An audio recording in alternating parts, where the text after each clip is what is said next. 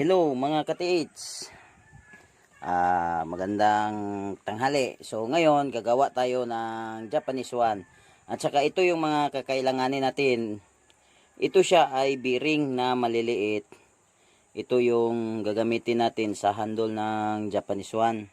So ito naman ay isang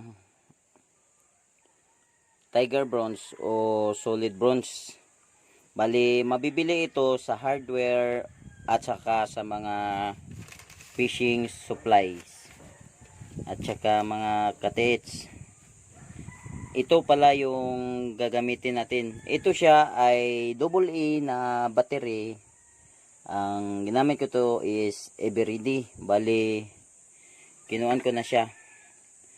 Bali, tinanggal ko na yung positive niya.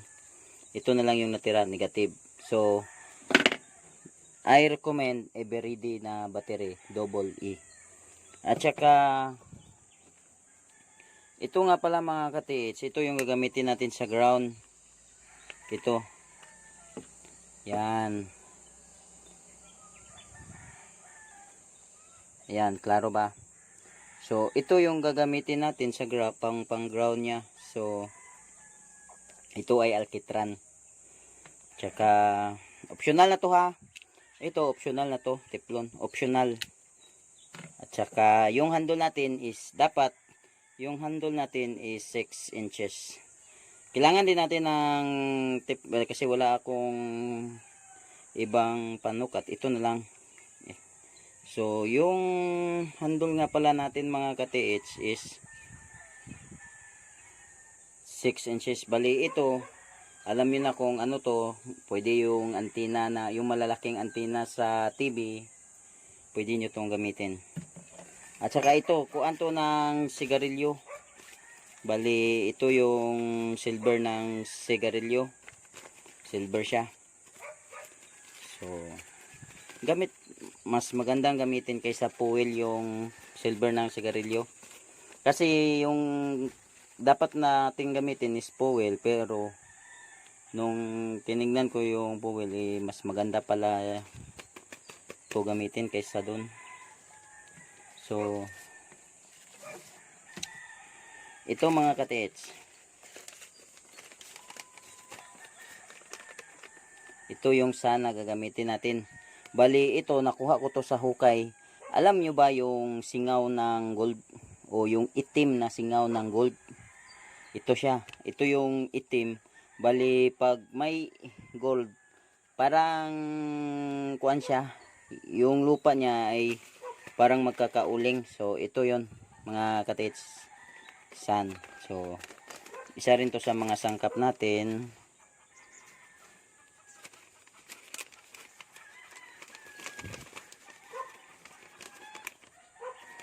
So, ito yung carbon ng battery. Sa battery to mga katits ha. Ito yung carbon sa battery. So, yung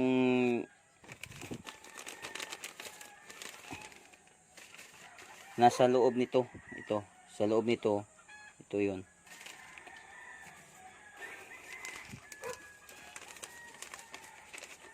At saka ito mga katits ay kawayan to na dinurog ko. Bali ganito siya kalaki pag nagdurog kayo ng kawayan. So, kawayan to mga katits ha. Kawayan. At ang panghuli na ang mga kuha natin mga ka-TH, yung ibang mga ingredients natin para dito is ito siya mga ka-TH. Kailangan natin ng electrical tape at saka gold to siya. At saka unprocessed nga diamond. Ito, German diamond to. Ito siya. Kahit pukpukin mo to ng maso, matibay to. Pero, kaya to na ganto kasi grinder yung ginamit. Kaya yan oh. Yan.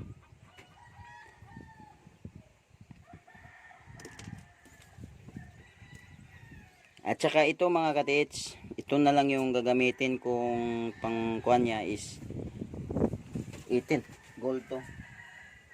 18K na gold. Pasensya na mga katits ha, medyo mahangin yung area na napili ko kasi mainit doon sa bahay, kaya dito na lang ako sa labas. So, at ang huli nating ingredient mga katits, ito ay isang mercury mga katits. Ang huling sangkap natin ay ang isang mercury. So, ngayon, magkuka na tayo kung paano to gawin. So itong mga katits, itong parang bala na to mga katits ay battery. At saka may carbon pa ito sa ilalim. Ayan oh. Bali, di ko inubos yung carbon kasi need natin yung carbon sa ilalim at saka sa ibabaw. Yung carbon. At saka unang kuhan nga pala natin is tanggalin na lang natin muna to. Sa handle yun mga katits ha. Bali ito mga katits, ang gagawin nyo dito mga katits is ganito. Guntingin natin to siya mga katits. Yan.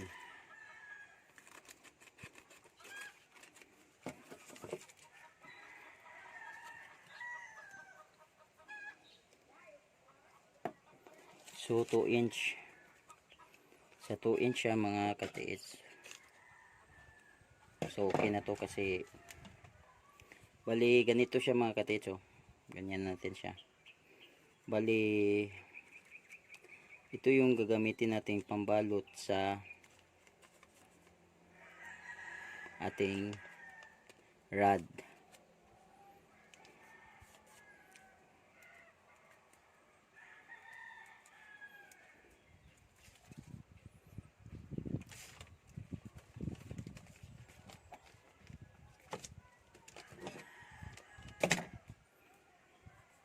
So lagyan natin siya ng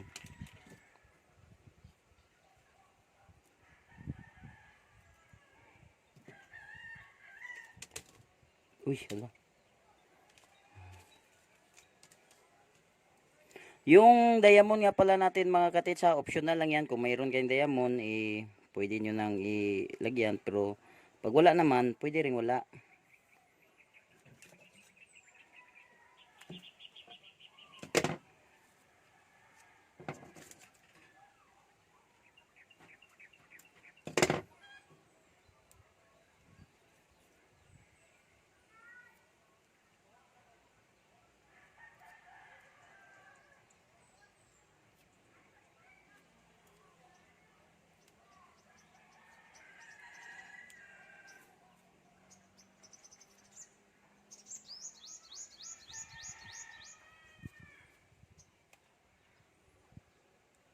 Yan mga katits. Ganito na ang resulta niyap mga katits ha.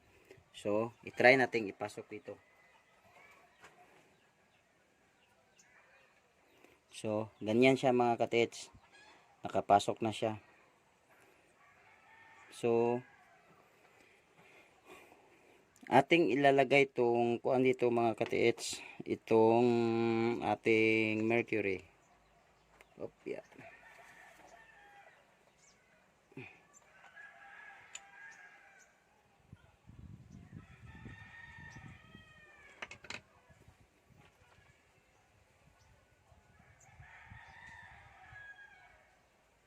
So ayan, nalagay na sa loob yung mercury mga katits. At saka ang susunod natin mga katits ay ito. Lagyan natin siya ng kawayan. So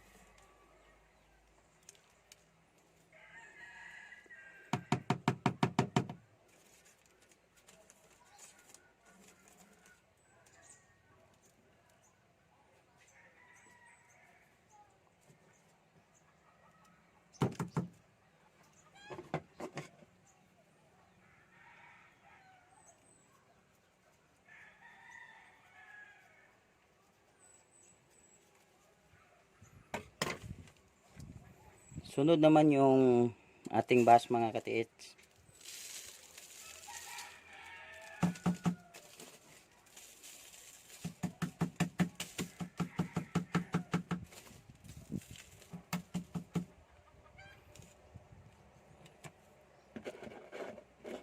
At saka yung ating alkitran.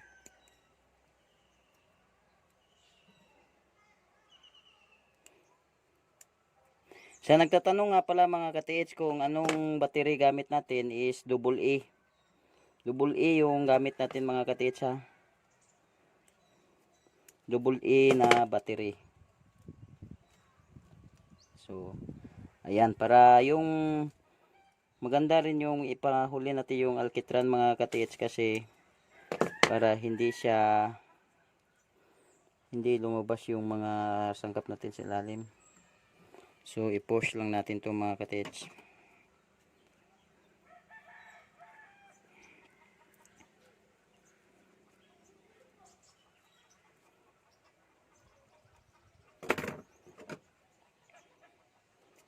Kailangan nga pala yung kuha natin dito mga ka-TH is mabigat para mas maganda ang hatak.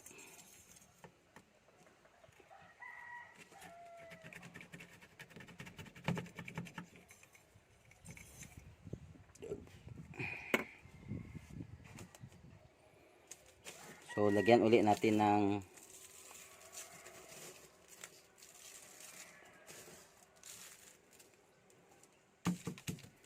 at saka ilagay na natin to mga ka-TH. Bali, dalawa lang ilalagay ko.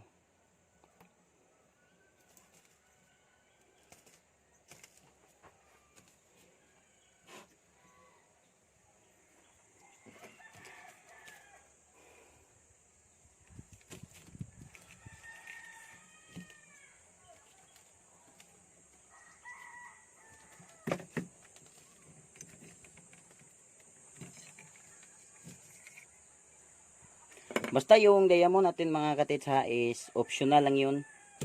Kung meron tayo, okay. Pag wala, okay lang din. Kasi nga optional. So, ayun na.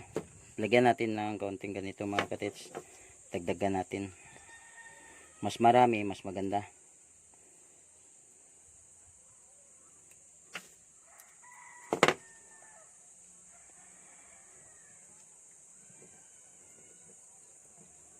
Yan.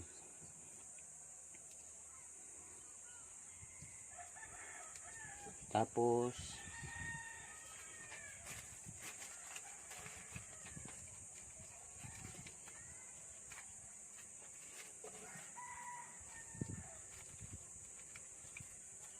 yan.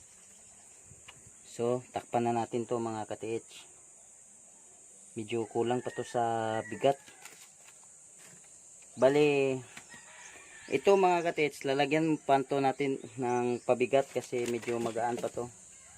So, hanapin lang natin yung takip niya. So, ito yung takip niya mga ka-TH. Ayan.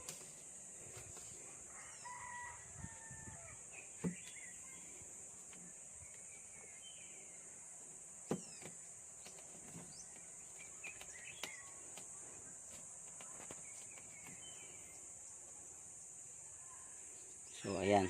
Pero, ilalagay muna natin yung gold sa taas. Ito mga ka-TH is 18K gold lang to ha. 18K na gold. Kung meron kayong mas mataas pa dito, mas maganda.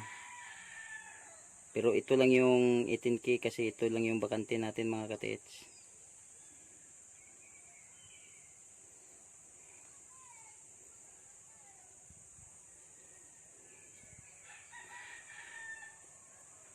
So, ayan.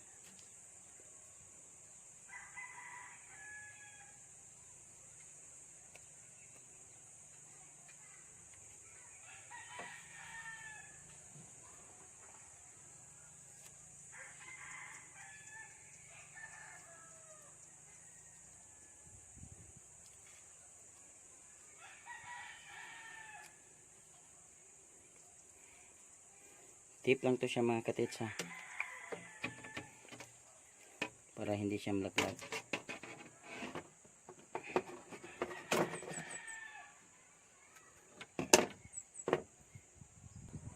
At saka sa pindulo mga ka-TH, kailangan nating lagyan ng ganito mga ka-TH. Kasi Ito mga katits, ito ang ating pendulum. So, kailangan lang natin to is mabigat. So, may tatlong ganito ako mga katits na pinutol. Bali ito, bronze. Ang tiger bronze. Kaya, ilagay natin siya pag ganyan. So, dapat ito mga katits, ganito yung itsura niya mga katits. Naka-triangle form siya. Medyo kailangan kasi pag gumanyan tayo mga katits is gumaganyan siya. Bawaan siya. So, dagdagan pa natin ng ganito mga katits, mga dalawa siguro. So, idagdag pa natin to mga katits kasi medyo nakulangan tayo sa bigat. So, idagdag natin siya dito. So, ngayon mga katits, ganito na siya mga katits, yung pendulum natin mga katits ha. Kasi, kailangan kasi yung inrod natin is napapaliter C siya or nakukorb. Ganyan. Kasi, kung medyo magaan tong nasa dulo, bali, walang magagawa yung JAPS-1 natin. Kasi, yung dulo yung kuha niya. So, ngayon, tapos na to, perfect na to. So, nasa loob din ang gold nito mga katits ha. So, atin na tong titip. So, mga katits, ito na yung pendulum natin mga katits. Ayan. Medyo dapat kasi nagko-curve tong nandito mga katits. Ayan o. Medyo curve siya. Ayan o. Ayan. Medyo nakabaluktot siya ng ganyan mga katits. Baluktot siya. Kasi useless yung JAPS-1 natin kung hindi siya nakabaluktot. Pag ganito natin. So ngayon naman mga katits, sa handle naman natin mga katits is gagamit ako nito mga katits. Dapat kasi sa handle natin mga katits is 3 feet. 3 feet. 3 inches lang mga katits. So dito. So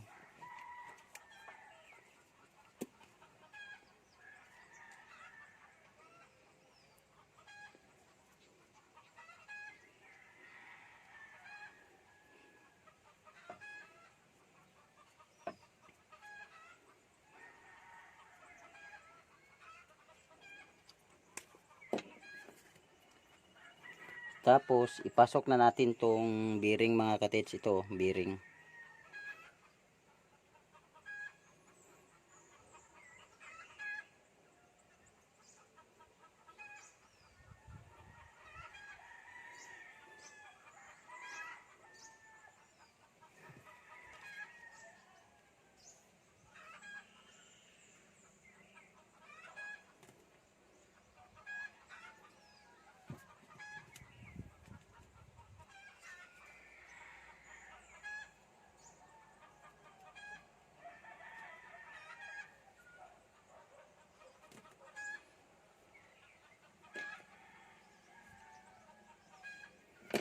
Ang purpose nga pala natin dito sa tiplon mga katits, kasi optional lang to.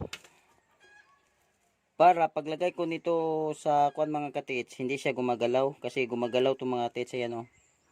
Yan, para naka-steady lang siya. So, yan. Lalagay natin siya sa magkabilang dulo. Pero, lagyan lang natin nito mga katits. Kasi optional lang yung kuan natin mga katits ha. Optional lang yung tiplon. Para lang to sa bearing yung tiplon. So, ayan.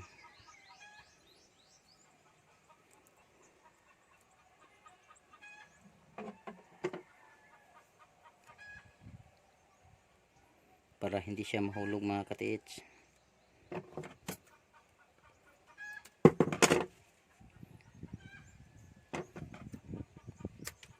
Yan, wag na kayong bumili ng Japanese one sa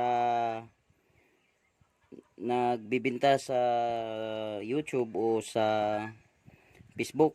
Mapapamahal lang kayo. Ito is wala lang 100 ang bili ko nito mga katits ha.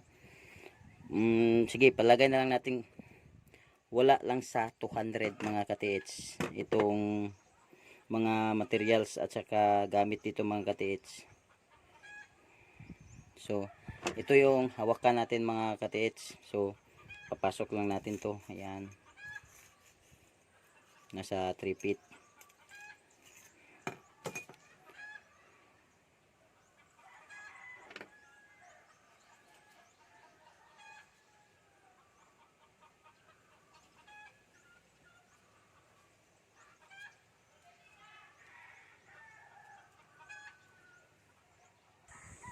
So ayan mga ka-TH, bali ito mga ka-TH ay umiikot pa to mga ka-TH ha. So ipasok na natin siya mga ka-TH. Yan.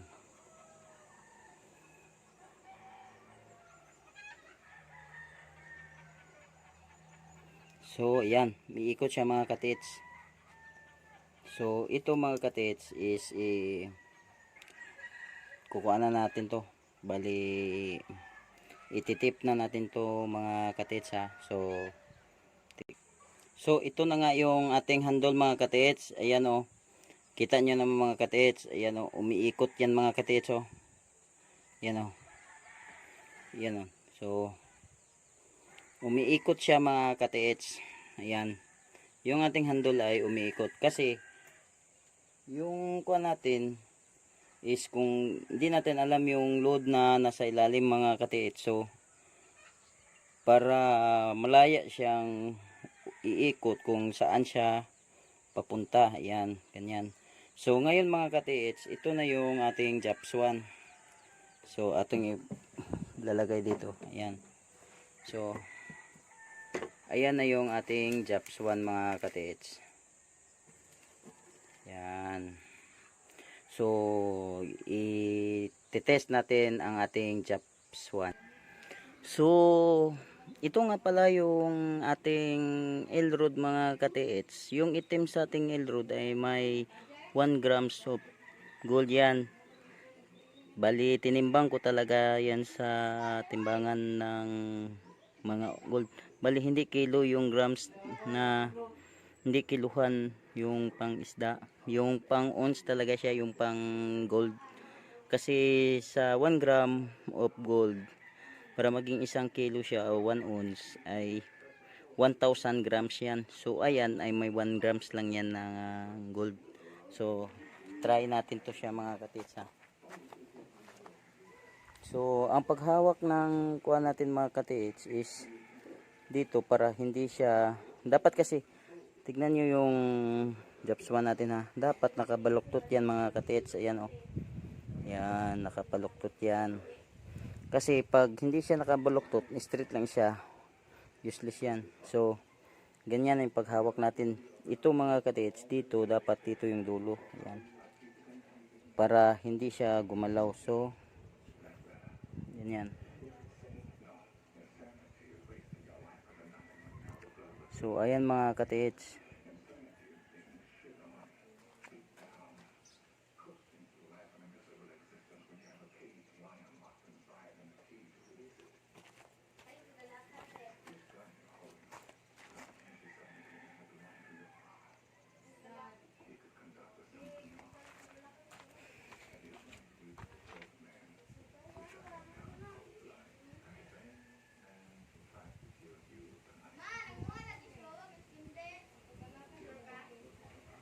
So yung kamay ko lalagay ko to sa tiyan, tapos ito hawakan ko ng ganyan para hindi gumalaw yung kamay ko ha.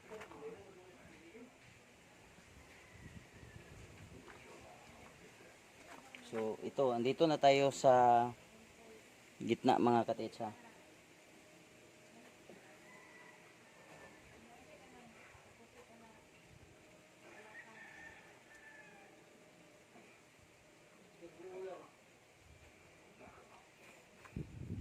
So nakita nyo mga ka-TH, kasi 1 grams lang yung gold natin doon mga ka-TH. Ibig sabihin mahina lang siyang mag-detect ng 1 grams.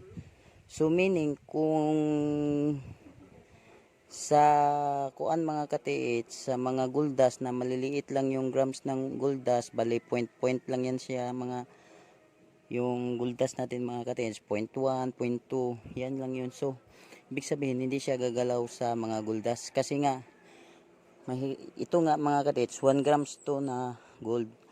Yung isa nito. Tapos, may power loading to na kuan at saka may kaunting diamond. So, tingnan natin ha.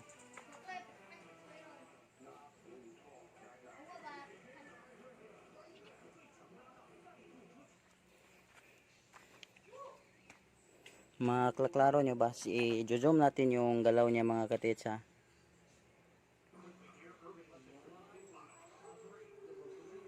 Yan.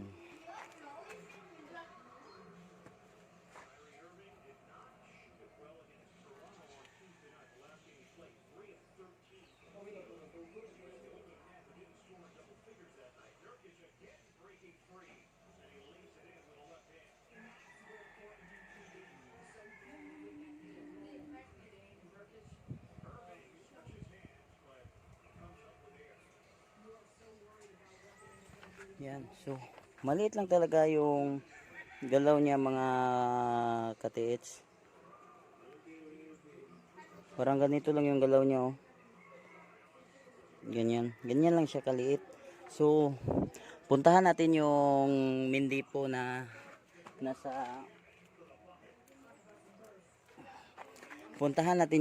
Mindipo na nandoon sa Angkor Cave. Try natin ang Japan. So, dito nga pala yung kuha natin mga katiits. Ito yung main deposit na nandito at saka ito yung Angkor Cave na sinasabi ko noon sa unang vlog ko. Ayan. Ayan yung Angkor Cave. At saka andoon yung mapstone. Bali, niremap na natin yun. Dito yung tatama. At saka yung niremap natin to, dito tumama. So, try natin to mga katiits ha. Kung tatama ba siya.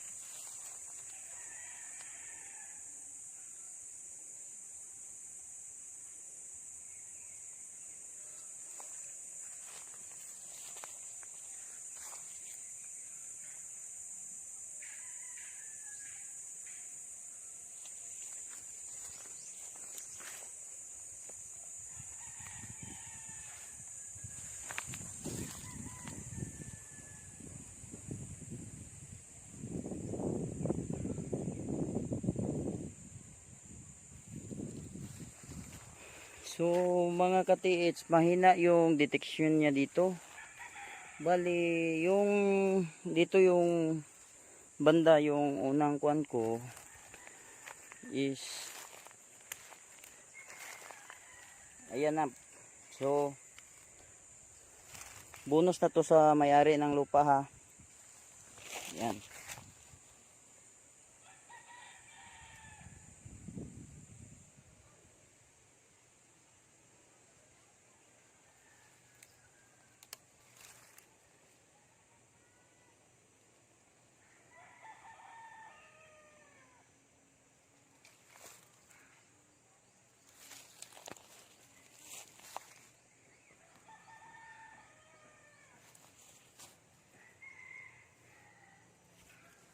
Hindi natin matukoy saan mga katiits.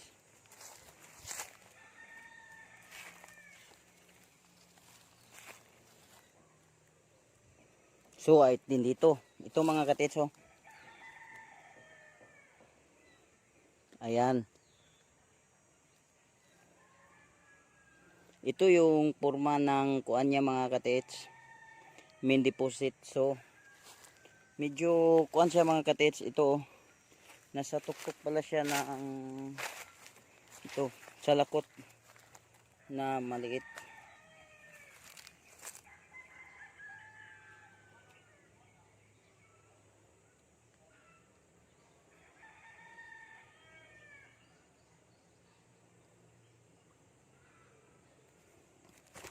So ayun yung Angkor Cove, Angkor Cave ha.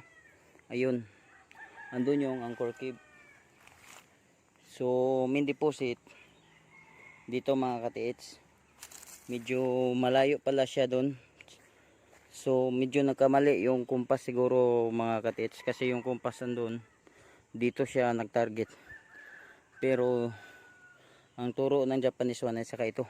At saka ito mga katiits, bali hindi to dumidetect sa mga maliliit na gold natin mga katiits ha. Bali yung malalaki lang mga didetect nito mga katiits. Kita nyo naman yung 1 grams nga mga katiits, ganyan lang ang detect nya. So hanggang dito na lang ako mga katiits ha. At saka abangan nyo, dadalhin ko to sa actual site. Doon natin to i-try kung accurate nga ba sa mga giveaway.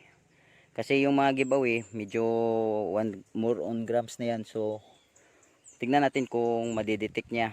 So ito ha, ito pendulum at saka yung handle nya na umiikot siya mga katiits ha, para mabilis siyang makahanap ng target.